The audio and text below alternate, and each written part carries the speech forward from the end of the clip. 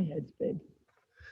Hello, everybody. Welcome back to the Fitter and Faster Coaches Corner. I'm your host, as always, Mike Murray. This is a special remote edition of Coaches Corner. I'm at the Eastern Zone sectional meet down at Virginia Tech, and I am thrilled to finally have scheduled my good friend, Dave Gibson, and my good friend, Jennifer Gibson, on Coaches Corner today. They are coaches at Swim Fort Lauderdale, down in Fort Lauderdale, Florida. We are so excited that you guys were able to carve out some time. Two of the busiest people I know, two of the most passionate coaches that I know. And I am so excited to have you on the program today. Welcome. Thanks, Mike. We're happy to be here, especially with you. I appreciate it. Dave, you and I talk almost daily with everything that we've been doing and all the excitement that we have with Asca. And I know that all of the coaches around the country are super excited to hear about a special announcement that we have coming up. And I know that people who tune into this, they'll be very excited with what we have in store from an Asca perspective. Absolutely. One of the things that Fitter and Faster is very proud of is our relationship with Asca. And I know that we look forward to continuing that relationship moving forward. And whoever our new leader is, I know that that person will be super excited to take us on and lead us into the next phase of our relationship. So we're thrilled about that. And I know David's thrilled about that too. There has been so many exciting things happening at Fort Lauderdale lately. And I think it's a perfect segue into introducing you both, but can you maybe touch on some of the exciting things that are happening there with your pool and your club? Well, I'll let Jennifer pitch in here too, but right now we're just waiting on the completion of the new aquatic complex, the Hall of Fame pool down on the beach here, and it's going to be a beautiful facility. We'll have some great training and some really good meets back there. Yeah, it's going to be great to have that, kind of return as a hub for American swimming, and so many famous meets there over the years. And Jennifer, what are you most excited about with some of these new changes from a facility standpoint that are coming to Swim Fort Lauderdale? Well, it's kind of interesting, the timing of what we've all been going through this past year. I think our families and our swimmers and our coaching staff were kind of already a year into that mode per se, because we had been swimming in community pools. Our team split up between 3 different sites sometimes. So we'd already been doing that for almost a year. So I'm extremely excited after it'll be 2.5 years, almost 3 years since we've all been together on the same pool deck. So that's huge. One of my parents said that they're not going to call me coach anymore, but they're going to call me chaos coordinator. And that's just because, things change by the week, dealing with, how everybody's been dealing with heaters and chillers and pool space and just protocol, and just really excited about that. But on the other hand, it's been extremely good to work in the community. I feel that we have made some very, very important connections with the community that we didn't have before. That I just don't think the awareness of what we were about, what we were offering, and that has a lot to do with our location, understood. So I think it's a win. I'm really excited to see what it looks like moving forward. And I know that people will be really excited to go back there and compete in high level meets there. Now, excuse this phrase, but it needs to be said because combined, you guys have almost 90 years of coaching experience.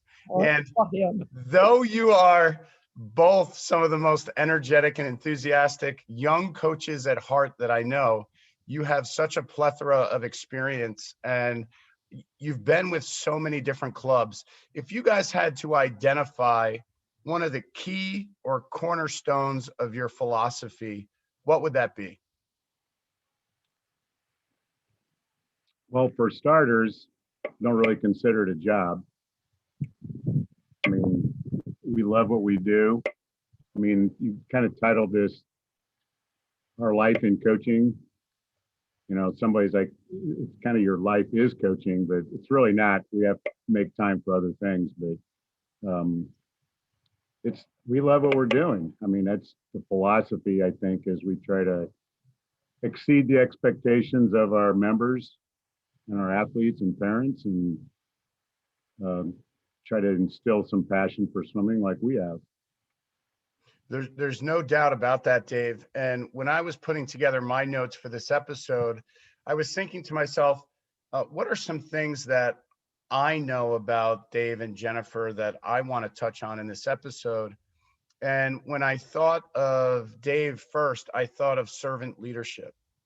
You have been involved in the American Swimming Coaches Association for many, many years. You've been a part of the leadership, and servant leadership is something that kind of exudes from you. And I know it has made a major impression on many young coaches and your mentorship over the years. And I think that that's certainly a cornerstone of your philosophy. And Jennifer, I remember very, very clearly, you and I were on a flight back from Colorado Springs together. And we just happened to be next to each other in the same seats.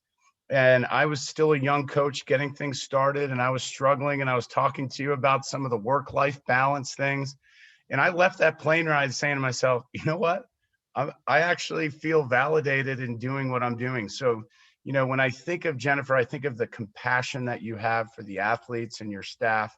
And I think that's such an important building block on all of the teams that you guys have played a role on, which is a great segue into my next thing, which is you have played integral roles in rebuilding, revamping, or building back better many teams. What are some of those initial considerations that you both think of when you started a new position at one of those large teams?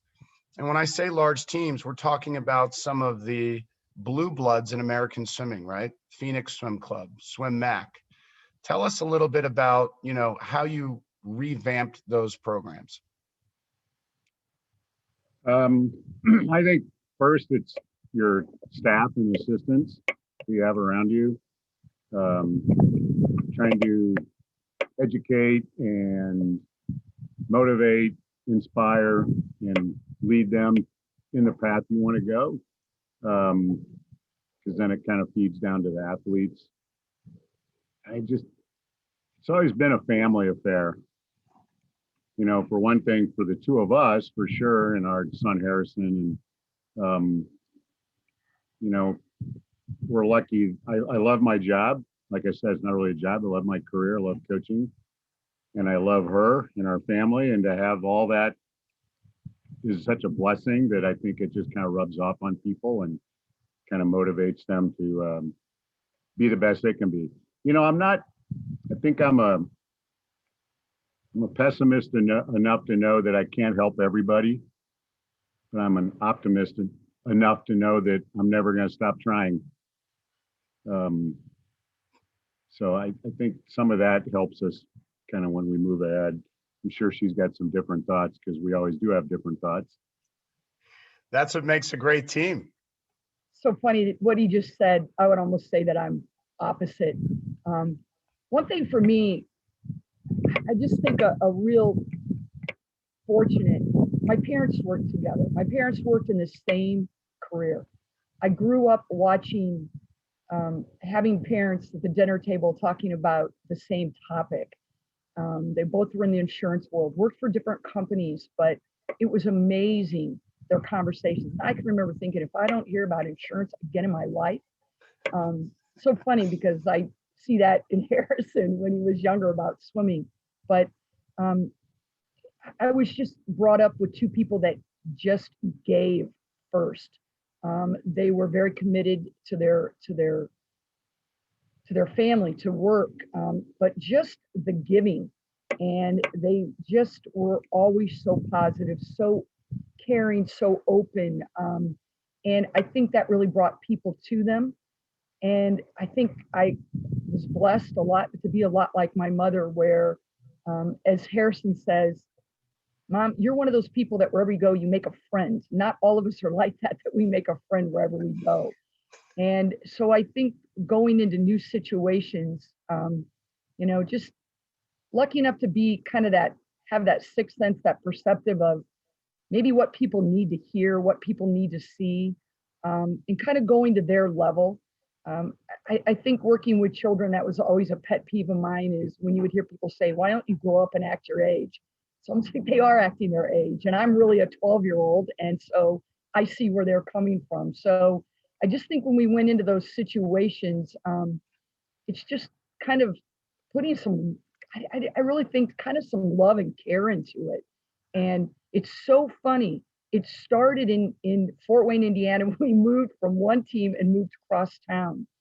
And it just kind of built, then we went to Charlotte. And, you always think the grass is greener wherever you're going to go, or, whatever you don't think you have.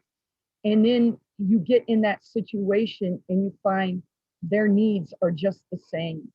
And it was a little surprising sometimes, because you have a tendency to put other things on a pedestal, or that you're gonna make it if you reach this level. And then you get there and you find there's just as much to do there to get to the next level, or to bring it to your, I don't know, to take it to where you want it to be. And so that was always putting that kind of a challenge, putting that challenge out there. And, just, we were just both the kind of people that won't quit, just kind of keep going after it, working at it. And I think that goes back to our parents a lot. My parents, kind of both educators. My dad taught at the high school I went to. My mom was an administrator at a college. Worked hard. Yeah. We both worked really hard, lots of hours, of course. And that's just kind of how our teams, it's like, you got to work. And I know that's a big mantra on your team. Work works. It really does. So, if you want full-time results, you can't put in part-time work. I really appreciate that perspective, and you both make so many great points there. I was 22 years old. I was on deck at Santa Clara with one of my first teams, and somebody said good morning to Bill Rose, and Bill Rose said, you know what I love about this job is it sure beats working. And you guys bring that youthful energy and enthusiasm wherever you go, and you talk about your families. And Dave, your brother's a swim coach also. It's a big part of who you all are. And Harrison is carving out a little piece of his own swimming community with what he's doing. And I want to talk about that today too. But as coaches, I think it's fair to say that we are an extension of our athletes' parents. We play a very vital role in their development too. So how has your experience as parents helped you become better coaches and create programs wherever you've gone? Well, I think you have a different perspective. I mean, I think there's some coaches that don't have children yet, and you just have that parent perspective of what it's like, whether it's an athlete or not an athlete, just a child, and how you talk to them and how you deal with them, and the ups and the downs. And you have to support them when it's raining, and you got to support them when it's shining. I mean, Jennifer's been so good at that with the age group kids' parents, so a lot of times when those athletes move from her group to my group, parents have been educated about a lot of different topics, not just the kids. No doubt about it. And when I think about somebody that I would want to come to my club to talk to our parents about the process of the sport, I would want Jennifer Gibson on deck, kind of giving her philosophy on how to be a great swim parent. And you guys have created Olympians. You've helped lead some of our national team athletes. What have been some ways, Jennifer, that you've utilized at the age group level that introduces parents to the process of development? Well, when I was first starting to coach, we had a really good group of age groupers, especially young boys. And I'll be real honest, I work extremely well with rowdy kids. I'm just, maybe personality, I don't know. So it was very fitting that probably my first really successful groups were boys. And they had parents that were pretty involved, and I would hear this several times. Well, you're not a parent. You don't understand yet. And part of me would get riled up. Part of me would kind of, yes, you're right. And then it was kind of like, well, wait a minute. I'm dealing with all your kids. You know, it was kind of a realization. I started working with children when I was 14. And so I think I was fortunate very young to see how parents responded to their children and to their children's successes and to their, I don't want to say failures, but their whatever didn't meet their parents' expectations, put it that way. And I just think that there's no real I don't think it's special. I think you just need to be real with them. You know, that there's going to be hard days, there's going to be easy days, but I really say one thing that I do is include your child in that. You know, sit down on Sunday and say, hey, this is what our week is looking like, and include them in that. I think as soon as you can find that you're a team, even if they're 7, empower them that we've got to make choices here and we've got to work together. Hey, you know, if we're going to take Wednesday off and this is what you're going to do Wednesday, well, then we're going to get our homework done on Wednesday. And if you want to have this little, you know, party on Friday, well, then we need to go Wednesday. You know, just learn, you know, it's just starting a lot with that time management. And as we know, swimmers are amazing with time management, but that has to be a real team effort between parents and children very young, because usually it seems that about the time that you're wanting a child to make that first turn at maybe, I don't know, 9, 10, 11, wherever they are in your program, it seems a lot of times that's the first time you'll see a big burnout or you'll start losing kids. And I think it's because there's that first friction and parents are tired. They're ready to give into it. And I think you just have to support them and give them some simple ways of coming together and in letting them understand. I think it's okay to empower the child. The sooner you empower the child, they start accepting the responsibility, and the sooner they start taking the responsibility of their own swimming. So I think some of those things go hand in hand. I remember when we got to Mecklenburg, and I wanted to be a big part of the parent meetings, the new parent meetings, and all the coaches looked at me like I was crazy. And I'm like, I'll take it. I love it. This is what I love to do. And they're like, wait a minute, you will lead all the parent meetings with the new people and the new. I'm like, love it, glad to. So yeah, that, and some of them weren't parents, and you know, I really enjoy that. I enjoy that the conversation gives me a chance to really be with peers. You know, when you're working with children all the time, I think you have to then take a step back and understand we have to look at every side of it. What a great dynamic, because as your age groupers, Jennifer, progress and they reach Dave's group, those parents are so well educated, I'm sure. Dave, what is it like being so fortunate to have the person you trust the most in life developing those young parents as those athletes start to matriculate to your group? Can't really say anything that it's not. I mean, everything's good about it. I mean, whether it's the parents or the mental approach they have or their skills. You know, I was talking about even their development before they get to me, what they need, what I'm looking for, new ideas that they could try. I mean, I don't have to go backwards too far. I just keep moving forward. And bouncing ideas off of Jennifer must be really nice because of her intimate experience, understanding what helps those athletes stay motivated, inspired, what buttons you can push and can't push with the parents. I mean, that information is so valuable.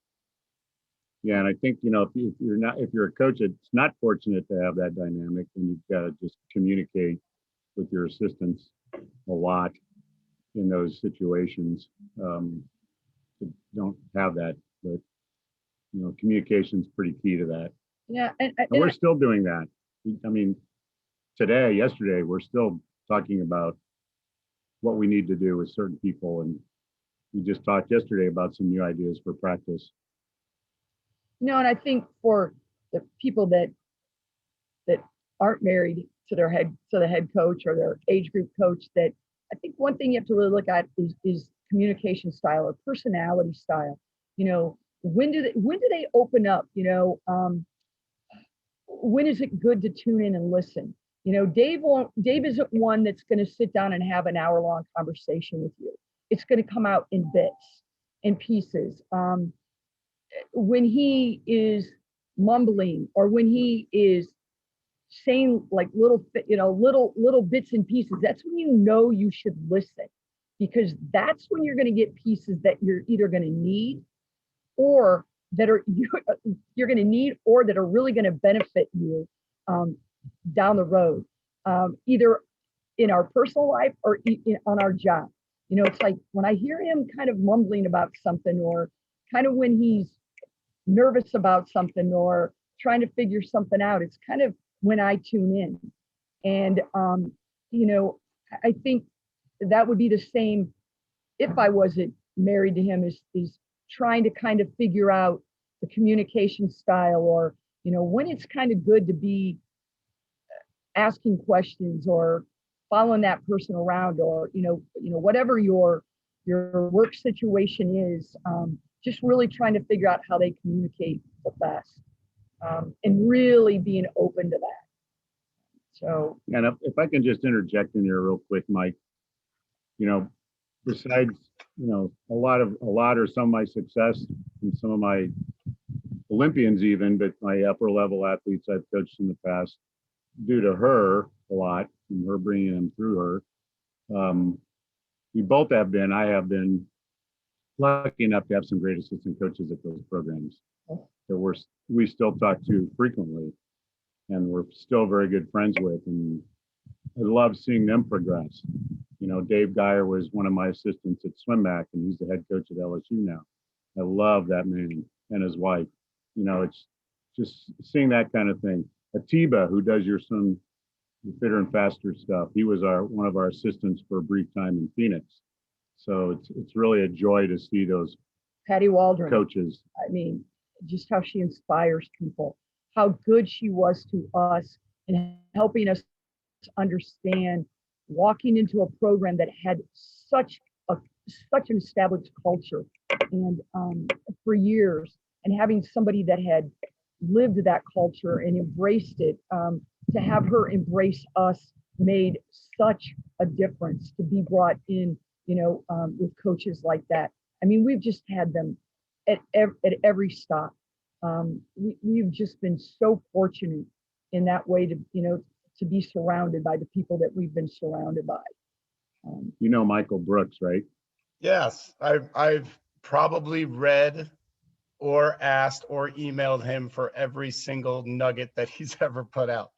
So when I was in my car driving from Charlotte to Phoenix to start my job in Phoenix, Michael was going to be my head age group coach in Phoenix, and he calls me on the drive halfway to Phoenix and says he'd just taken a new job, and it was going to York YMCA. So I talked to him, congratulated him.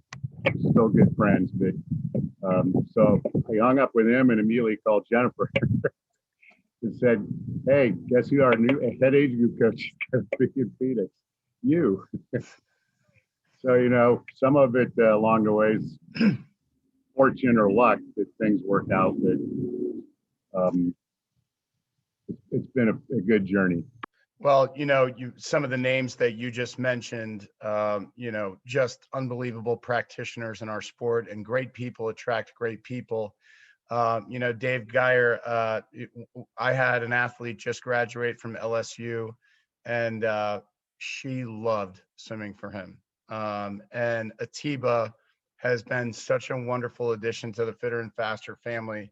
The way that he engages athletes, these are things that they learn from working with people like you. And you guys have been fortunate to have your family business be the swim business. And inside of having a family, here I am in Virginia. Dave, you're going to be super busy in a week or two. we are pulled in a lot of different directions.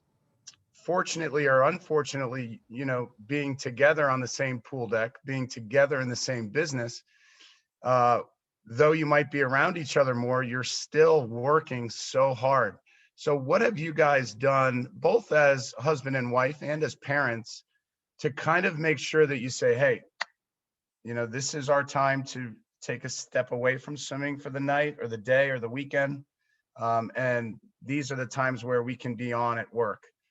In our family, with 5 kids, we're in a million different directions. So I have to be really careful with my time management. What are some strategies that you guys have used? Because in addition to Swim Fort Lauderdale, Jennifer, you play a seminal role in multiple different capacities with the LSC and USA Swimming. And of course, Dave, you and I on the Asca board of directors. What have you guys done to make sure that you are able to step outside of the swim biz? Well, I'm not sure. it's very difficult. B, we probably don't do a very good job of it. C, we do. I mean, I'll admit it. We're parrot heads. We like Jimmy Buffett, so we hit his concerts whenever we can. And we're doing I'm doing some cooking now. We've done one of those meal service plans, at home, and I'm cooking meals, and we try to travel when we can down to Key West, and we do our own things. I mean, I'll take off every other day on a 40-minute run, and Jennifer's doing her thing, and so whether it's together or separate. Dave, I've actually, I remember one time that we were at junior nationals or something, and you were out running, and I was walking back from getting coffee because I was being lazy. And as you ran by me, you said, "Hey, Mike," and I was like, Dave Gibson knows my name. I thought that was pretty cool. It is really hard to find that balance, right? And as your children are growing up and going through different things, and so far we've been very lucky to have all of them swim. Was there a time where you really said, for this week or two in August, we're going to just shut down and take a step away? When Harrison and my 2 stepsons, Dave's sons, were younger, a little different dynamic, being in Indiana. And Dave made one big statement that he would never, ever leave Indiana or leave Fort Wayne until his boys were out of high school. And he stuck to that. I mean, that was hard, having, 2 young boys, 2 young men that weren't in our household 100% of the time. And if I would go back, knowing what I know now, we would have done things differently for them. One was very much into sports, very good soccer player. The other one was more of the studious reader, personality. Actually, I have to say Harrison probably was the one that brought those guys together very well with us. But one thing that I remember that we really, really stuck to our guns about was when Harrison was little and we were pretty pulled. I was coaching high school. I was getting back into kind of the teaching scene of swimming. Dave was very involved with the LSC, was working around a baby's schedule, that you can't have them work around your schedule. You have to work around their schedule. And I really think that taught me a lot about how to prioritize my time. Every morning, one of us was up for a 5 a.m. workout, but we worked that it was Dave Monday, Wednesday, Friday, me Tuesday, Thursday. The baby never had to get up. It was interesting, really trying to figure that out.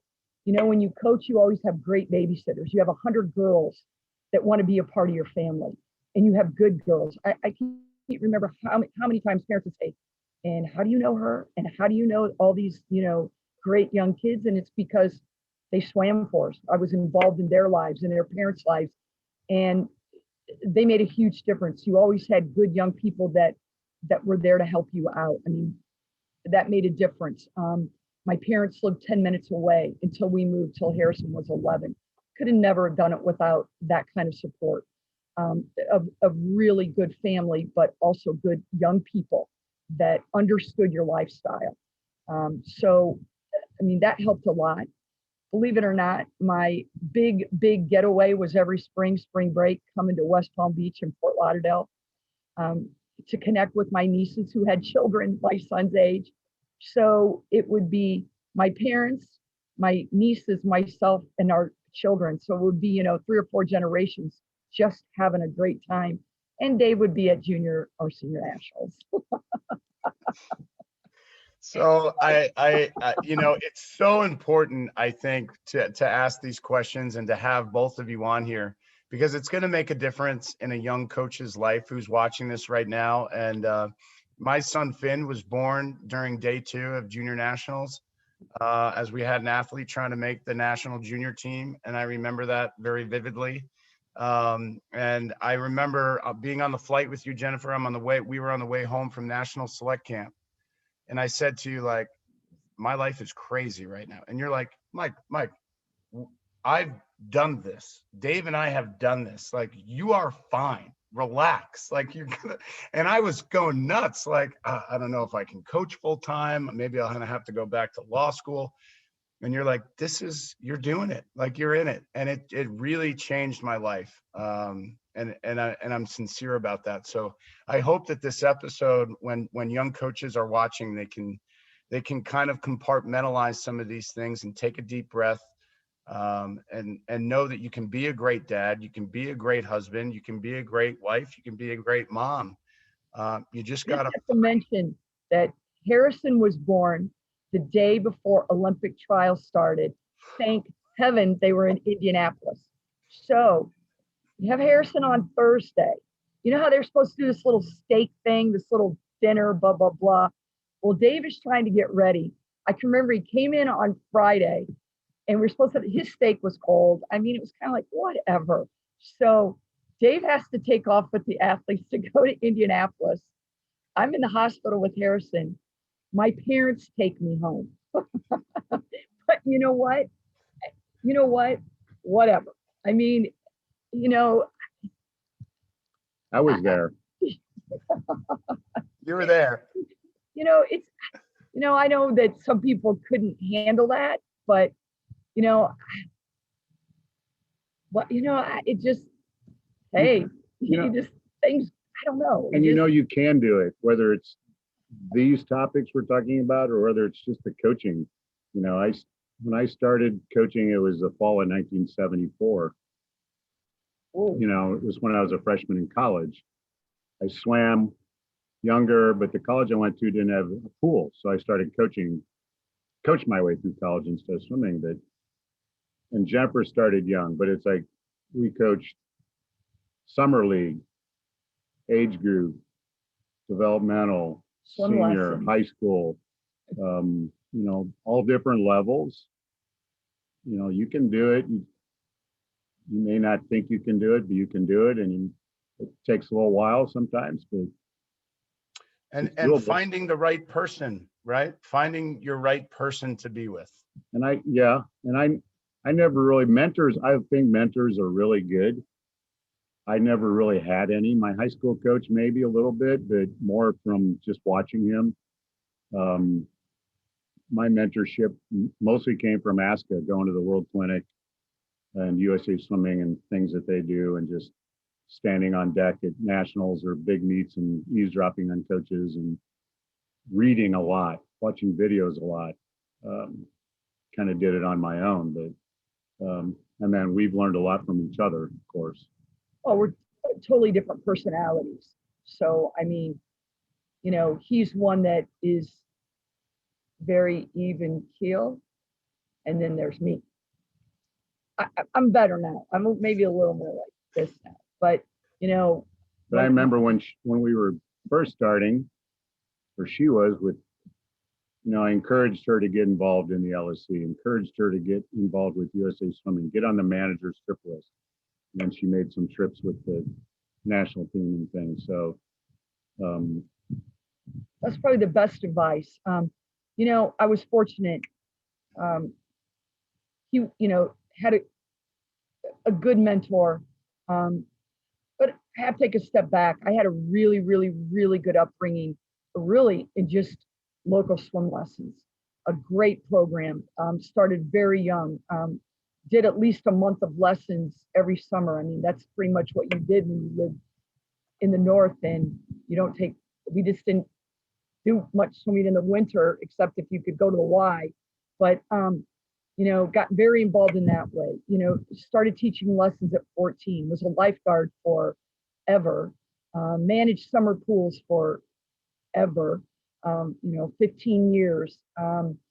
And so then when I was asked if I wanted to get into coaching, I was fortunate that I had great people around that had experience. But he also knew, and I think sometimes that's hard with young coaches, he also knew when it was kind of time to tell me I needed to find some of my own answers. And that's when he said, you got to get involved. And I told him I was very interested in camps and Indiana swimming. That's right when they were developing the camp coordinator position. And he goes, well, I'll let you talk to the general chair of Indiana swimming. And so we met on the pool deck at the natatorium and told her that I was really interested in camp. She said, that's great. We're going to meet tomorrow. She came in with about 6 big books and said, here you go. You're our new camp coordinator. Congratulations. Wasn't expecting that, but just getting involved. It is very scary. And you might hear no, you might not get on a committee. You might not get on a staff, but I'll tell you, as soon as whoever's running those camps, who's ever in charge, they figure out that you're serious and you want to help and you're not going to go away. I don't mean it, and I mean that in the right way, man, it's going to happen. And it's the best things that you can do is get involved. Just the connections that you will make are just irreplaceable. I just remember meeting Dana Skelton for the first time, and Allison Beebe introduced us at when I was doing a golf coaches clinic. And she goes, I have this young lady that I just think is going to be amazing. Would you mind sitting and speaking with her? Now, I'm in awe with Dana Skelton.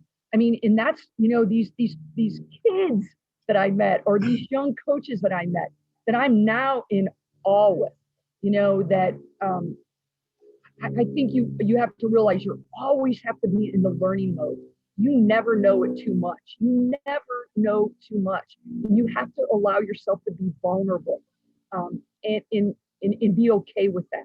You don't have to be in charge all the time. Probably one of my favorite things now is when somebody tells me what to do. Let me take a step back. Help me, guide me, tell me what you want me to do. And I think that we have to, be willing to learn from others and help others rise to those occasions. So I just think that those opportunities are so invaluable. Well, I think of those names that you just mentioned, and I know the impact that you've had on those coaches. We had Dana Skelton on a few weeks ago. She was tremendous. We had Kathleen Prindle on last week, your battle buddy. Battle buddy. And, it's just great to see all of that networking, take shape. Kate Ludston and Allison Beebe and Rachel Stratton Mills, and what a group of tremendous coaches. And I always love seeing your guys, your social media posts when you all get together at convention or wherever. That's a dynamic group. And, Jennifer, you bring up a great point about, being involved in the sport. And Dave, you have been involved in almost every aspect of leadership in the sport. If you had a message to tell young coaches about why it's important to, be an LSC player, get involved with the governance that's happening in your swim community. And then you can take small steps as we have to further develop. And, I never thought I'd be on the Asca board till you called me and said, hey, listen, I think you have a lot to contribute. Talk to me about how, you've developed the network that you have and how you've used that network to help our sport and help coaches. Well, I'd like to say if you've been around as long as I have, you just get a big network. I just, I can come off a little standoffish to some people sometimes. I may be aloof, maybe. I don't know. I'm not. I mean, Mike, He's got the best people- poker face on the Asca Poker board. I'll face. tell you that right now. but once you get to know me, I'm pretty funny. No, I'm very personable, and I can talk your ear off if you get me going. But you just gotta. It opens up just a wide array of knowledge and expertise, and don't be afraid to talk to anybody. But once you get involved in the LSC or USA Swimming or the Asca, um, there's just so much more out there. I think a lot of coaches think they know it all, but um, I'm learning every day. I want to learn every day still. So I don't care if it's, my son that's 29 years old and getting into coaching, it's got some great ideas, or if it's somebody that's been around forever and has some ideas I've never tried. But it just opens up a big, huge door of opportunities. No doubt about it. Makes your toolbox bigger. That's exactly right. And, through those opportunities, it's not simply just engaging with the LSC and programs that are involved with the LSC or with USA Swimming or whatever you're doing. You're making your network larger. And that in and of itself as a head coach is going to give so much more to your team and your staff and help them develop. Exactly. I don't really think of it as, I want to improve myself, but I always think, how's this going to help my team? Like you said, my athletes and my staff. Exactly. And when we think about developing staff, and you guys have talked about some of those great staff members that you've had. When you make a new hire, Dave, and here at Victor Swim Club, we're in the middle of 3. So when you make a new hire, what are some of the things that you are going to impart on that new hire in their first 14 days? Impart upon them. Well, it's a toughie, but I look for integrity and character and stuff like that more than I look at their skills and their knowledge. I think you can help them get better at those things.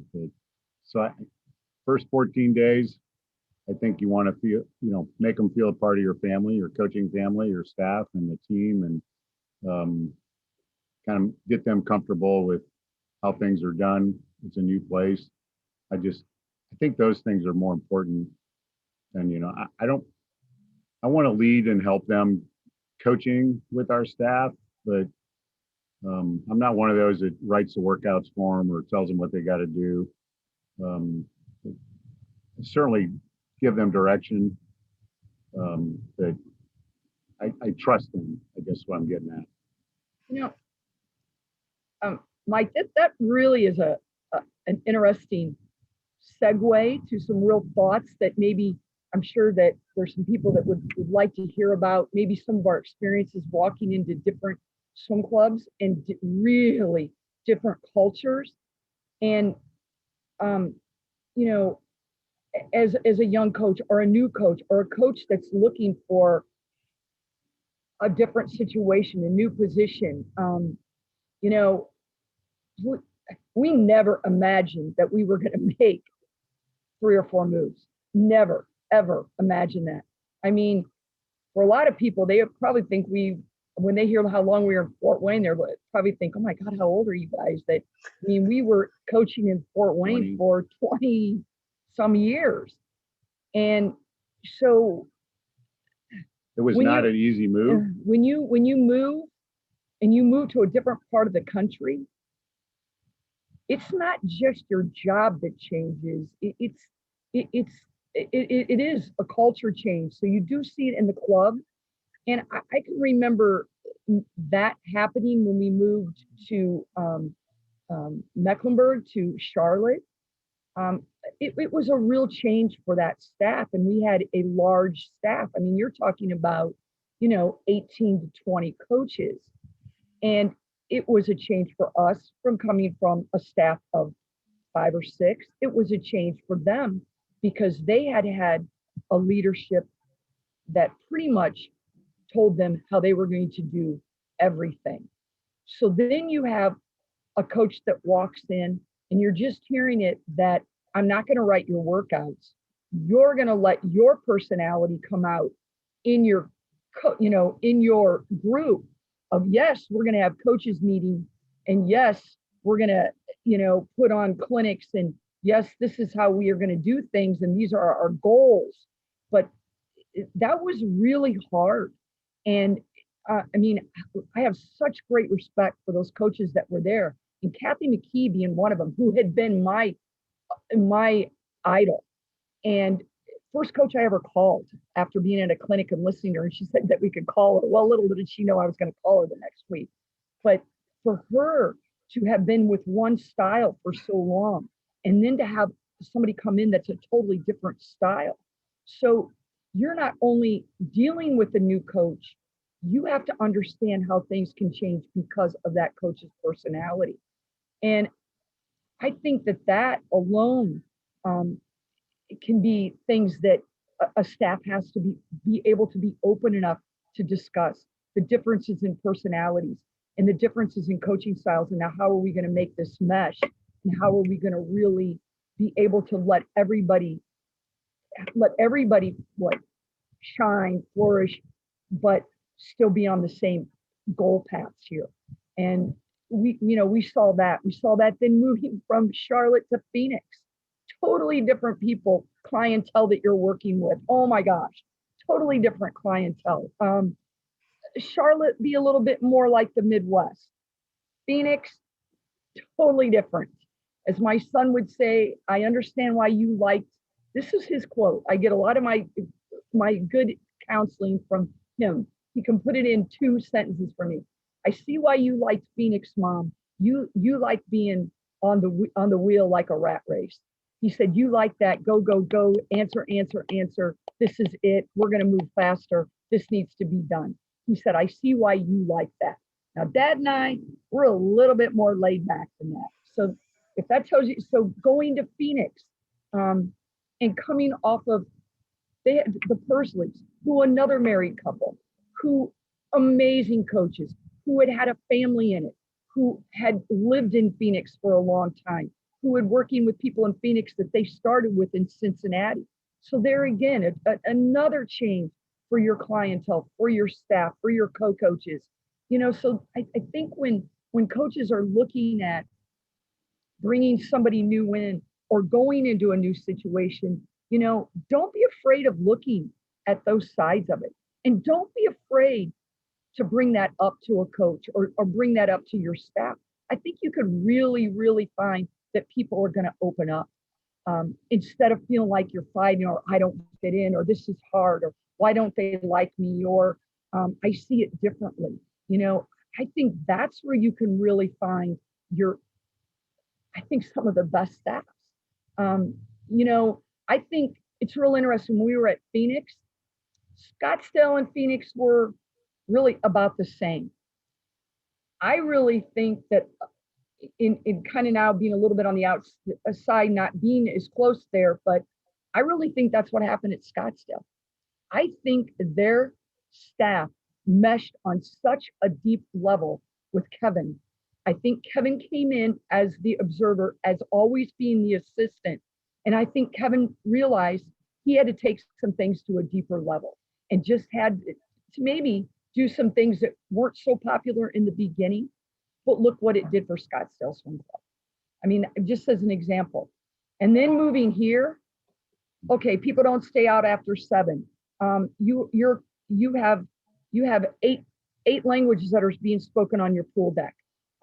We come to practice 3 times a week. So it just, it's so different wherever you go, and it doesn't have to be cross country, but you've got to be willing to open up, whether you're leading that staff or you're a part of that staff. You have to make sure everybody feels equally important and that their contributions are equally important. That's probably going to be the first clip we put up for a promotion. There was so many good nuggets in there, and fair to say, part of the reason for your success, both as coaches and team administrators and as husband and wife, is your ability to adapt. Yeah. It's a critical piece, We definitely have. critical piece.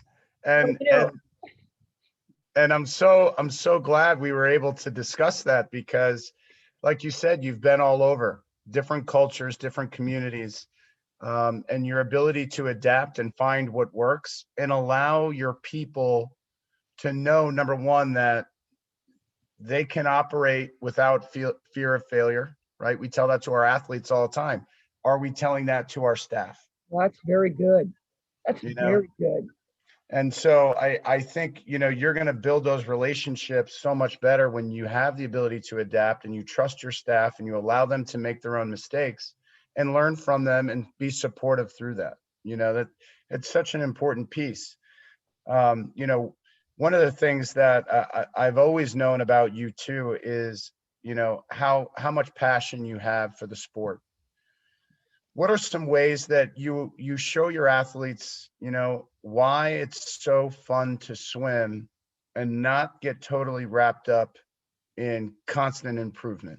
You know, at some point you can only swim so fast. We always, as coaches, want to explore where that is, but what do you guys do to instill that love of sport at Swim Fort Lauderdale? Well, you know what? I think this is something that I think this is one thing the swimming community can share in. And I do feel for those people that have had it harder than I've had it, or than that we have had it here in the last year through COVID. But not having meets and working our way back in the water. And I just feel like I worry so much. And you heard it so much in the beginning is, I know, Mike, you were on social media, you heard it from everybody. We heard it from each other. We heard it on Zoom calls. We heard it in talks. We were so worried that everybody was going to fall behind. And so we're so worried about what the athletes were missing. And I'm not sure they missed anything per se. They didn't go to meets. I think swimmers were probably some of the luckiest if they got to get back in the water. And I feel so bad for the people that were out for months and months. You know, we were out for what, a couple of months, and then started working our way back in. But I think it showed a whole nother side, that we were there to better ourselves, but we were there for each other. We didn't have to talk about the racing. I mean, we didn't have to worry about, okay, in 3 weeks we're going to this, or in 4 weeks we got to do that, or if we don't get this time standard. I really think that I tried to focus on the equalizer, on how we were all in this together, and that, you know, just talking about how we were feeling, or hey, what did you guys do, or how did you handle this, or, you know, what are your mornings like now, or, you know, just trying to find the common ground with them. And I felt such a relief. It's so funny. Okay, I'm not living in those 4 seasons, but I lived 4 seasons through everyone because that's how I was raised. I don't know. I feel spring. I feel like we're okay.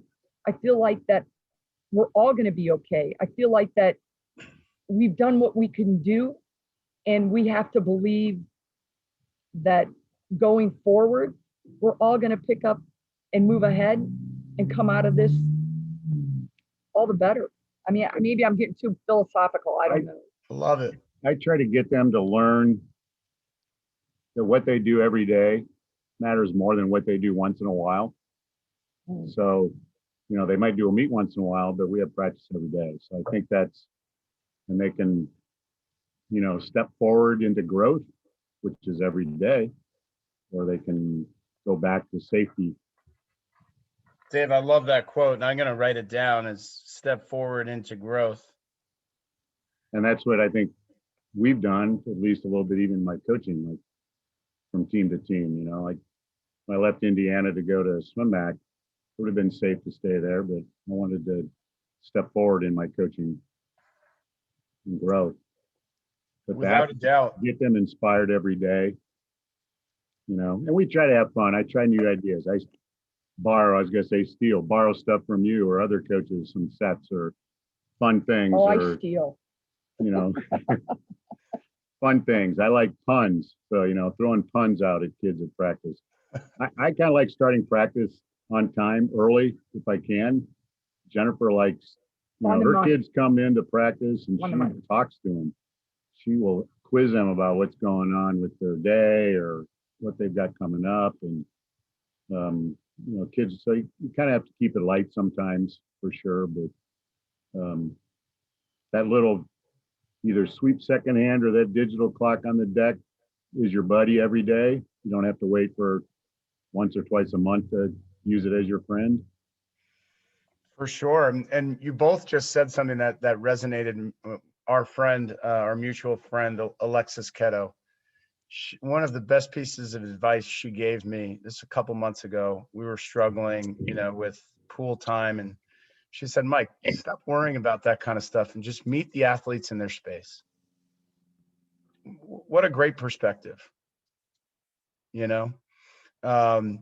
We are swimming at a meet right now, and you know, we have some athletes who are swimming for the first time in a long time, and you know, they might not be going best times, but what kind of advice do you give those athletes who are just getting back into swimming competitively and maybe haven't for a year, and they're getting disappointed with some really good performances? And we had a great morning. I mean, we have 10 coming back tonight. We had a great morning. But what do you say to that athlete who's struggling to find their way back into it?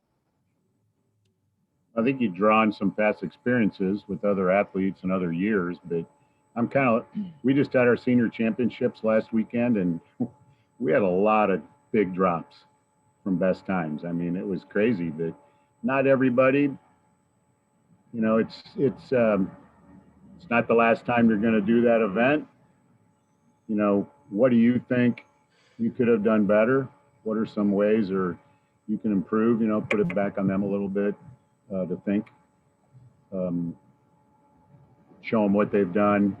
You know, some of them, their bodies changed in the last year. It was amazing, especially the boys, you know, 10 weeks out of the water and you see them again and they're really gotten up there. But, you know, even the girls, it's just new bodies. It's hard to handle them sometimes or learn how to handle them. For sure. Yeah. And that's an important thing to remember. One thing that we could talk all day, guys, because we love the sport so much. I wanted to talk because I was able to get a flex earlier this year, and I know you guys are super excited about that. And I know Harrison has put a lot of his time, effort, and work into it. Talk to me a little bit about that and how he got into that. And I know a little of the backstory, but share with everybody about the flex. Well, they started with two of them, and that's when they were at the University of Florida. And it's pretty funny. It's just even funny when I think about the apartment that Harrison was living in. He was actually living right across the street from the football stadium. So he was no longer swimming, and this is when he was the second year that he managed with the team.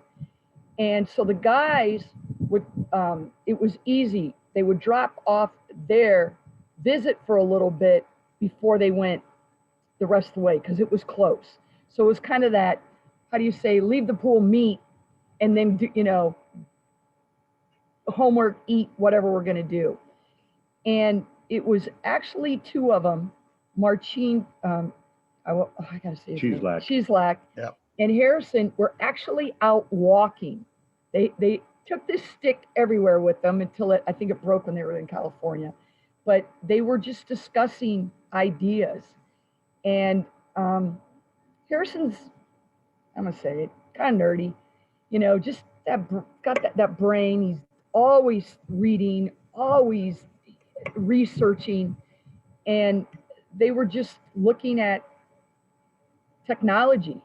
And that's the side of swimming that really, really intrigues Harrison. His big thing is, how can you make swimming more exciting?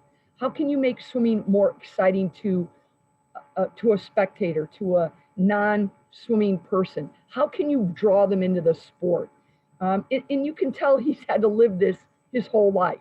So I can understand that there's things he's known since he was probably 4 and 5, because he's heard us say it, that kind of just takes with a grain of salt by the time he was 10 or 11 that other He's kids, probably heard stroke rate and stroke count since he was 6. So that's where the idea came. And then there were 2 more guys that were 2 years younger, that were really close to them, that their personalities, they're very different, but their personalities mesh so well that they're just took off from there and became involved with the hatchery, where you do, it's for entrepreneurship at the University of Florida. And they started doing those contests where you do your pitch and round around. And so that's where they started perfecting their ability to present. And then Ryan Rosenbaum, his background degree is with video marketing and video production. And then Luke Torres was in marketing business. So you kind of had a little bit of They got everything. another ex-Florida swimmer involved as a engineer. Yeah, and what a piece of equipment that gives you so much feedback. I mean, that's the coolest thing about it. Their first hope was literally 4 or 5 years when they first started. Their first thought was, and I do feel bad for them because they just did not have the money to throw at it, was to put the stroke rate as a lens in the goggle, like Form goggles. And the gentleman that did Form goggles had the $1 million because he'd already sold his first product that he invented, so he could take that and throw it back into the next one. So well, we were really excited to get it when we got it. And I know Cody Miller's played around with it too, and it's, I mean, really, at that age to develop it, that's pretty remarkable. You guys have to be pretty proud.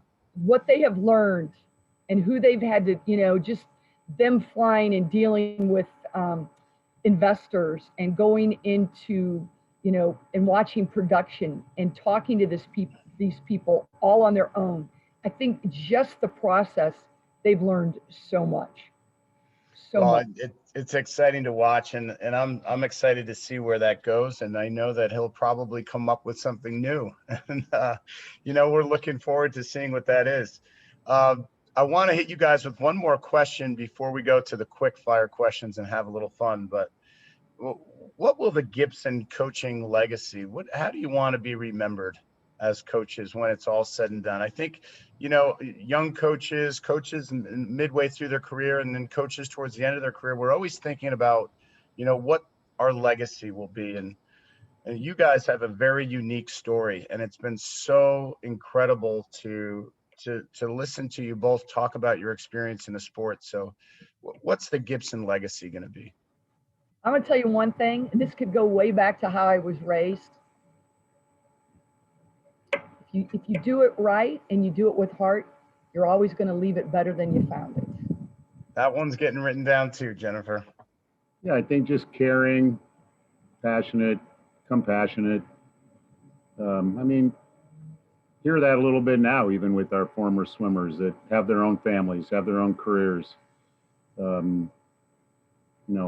What swimming did for them, what we did for them, what they're doing now, whether their children are swimming. It's amazing. I love it. All right, guys, here we go. We're going quick fire questions. I got one thing I want to read you that I have a creed that's in my wallet at some point. Yes, definitely. Yeah, I need to hear that. I didn't even know this. Yeah, see, we're getting so much. Like everybody who thinks Dave Gibson's all business poker face, now we're finding out the intimate details. And Kathleen Prindle said, like, you're gonna see Dave really start to talk a little bit more when Jennifer's around. The first quick fire question is gonna be this: does 8 minutes go down in Tokyo for the women's 800-meter freestyle? I say yes. That's kind of where people are leaning. All right. Now, today, Caleb Dressel swam the 400 IM against Ryan. But in Tokyo, will it take a sub 21 second performance to win the gold medal in the men's 50 free? I got to go yes again. That's kind of where people are leaning also. What are you guys most excited about for the future of our sport here in the United States? We're going through a tough year. Jennifer, you would know that more than anybody with what you know about USA Swimming. We're going through a tough year, but what are we looking forward to most with our sport in the United States? I think we have unlimited potential as far as if we really follow our what new footsteps with DEI. We have some great minds, and I just think that anytime that you kind of see that what generational change, it's hard, you know, and I'm amazed. I'm so fortunate to sit on that board. I'm so fortunate to get to hear what I get to hear. It is an honor. And it was, there again, it was scary. It was very scary. And there are a lot of people that deserve to be there. And I'm just so honored. But I'm also so amazed and thrilled and at the work that's going on within USA Swimming. It's so great for people to hear that, because all we've heard for, the last year is, this is changing and that's changing. And to hear that from you goes a long way. Dave, why is it critical for young coaches to be involved with Asca? Some we've touched on. The networking, I think, is huge. The mentors you can get from that, but the education, I really wish we could get Asca more respected and known in the world of clubs and parents and swimmers. I've said this before, like everybody knows USA Swimming, what it is. I wish the clubs and the parents and the swimmers would know what the American Swimming Coaches Association is and why it helps their coaches and their teams. And I'm getting off my soapbox now, but it's important. And you and I know that we have some great ideas moving forward with that. And, we are going to be better than ever. No, there's no doubt. There's no doubt. And, thank you so much for your leadership on the Asca board. And I know that the new members of the board so appreciate that mentorship and guidance. And I'm just so thankful that I was able to have you both on today. And I wish you all the best. And I'm here to tell you that Victor Swim Club, once we can travel more with more people, we're coming down to Fort Lauderdale and we're going to do a training trip down there and we're going to do some meets. Yeah, we can't wait to get the new aquatic complex back open again. Mike, you can cut this part. There's a garbage truck going. No, I can't hear it because we have good speakers here, so you're good. Okay. Well, I want to read you this. It's from my wallet. And it's creating a day worth living. I love it. So get up early, which I am. We're a little different. She's a night owl. I'm an early bird. Express gratitude for what you have. Do something productive. Do something fun. Do something for someone else. Get some sunlight. Exercise. Doesn't matter what it is, just get out there. Put a smile on someone's face. Express gratitude or compliment someone. The last thing's learn something new. And that's sitting in your wallet. And do you pull that out? I should put it on my phone. It'd be a little bit more up to this century. No, listen, it's right there with you all day, man. And, you know, are there days where, you know, maybe you're going through some challenges? Are you pulling that out and reading it? Absolutely. Especially in the last 12 months. Now that I know that you have that, I need you to take a picture of it and send it to me so I have it on my phone. Well, Hey, before we end, can I just put a shout out? You know, this year, I really was never, ever one to be on Facebook. And kind of a history to that is because when Facebook came about, my son was at that 15, 16 year, that age. And the children that I was working with in Phoenix were at the 12, 13, 14. And that's when anybody that had a little extra money, the kids were getting new phones every couple of months. And Facebook and things that were being posted were pretty scary. And the last thing they needed for me to be seen was that I had any involvement in that. So I just never did it. And so, believe it or not, this past year has been my really first year to really be active on Facebook. And I just have to put a real shout out. I have made I feel like a group of friends in swimming that I just, my heart just goes out to, that really inspired me.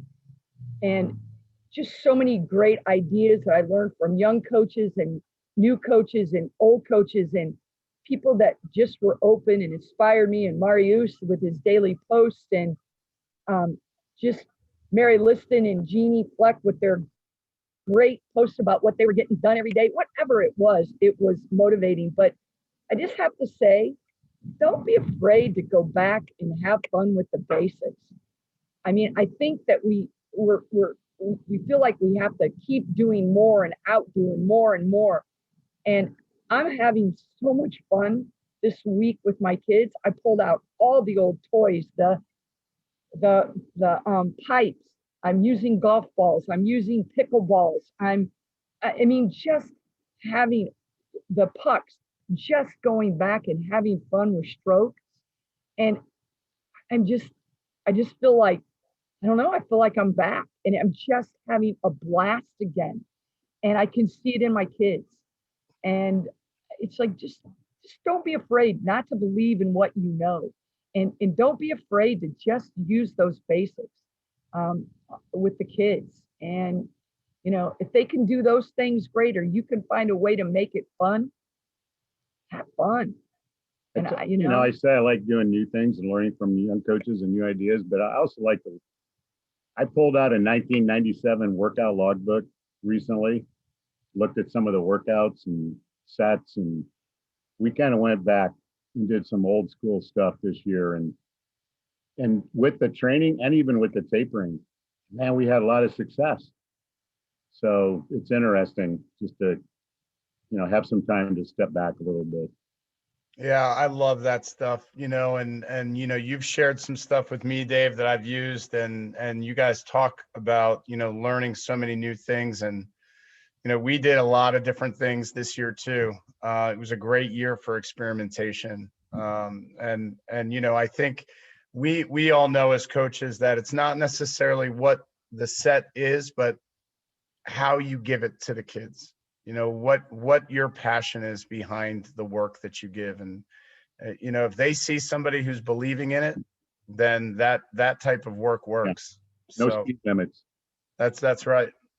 Guys, awesome. Thank you so much. This was a thrill for me. I was waiting to do this for a long time, and I kind of wanted to wait till we got through all the Asca stuff and we could nail Jennifer's schedule down too. So thank you so much. This is a gift.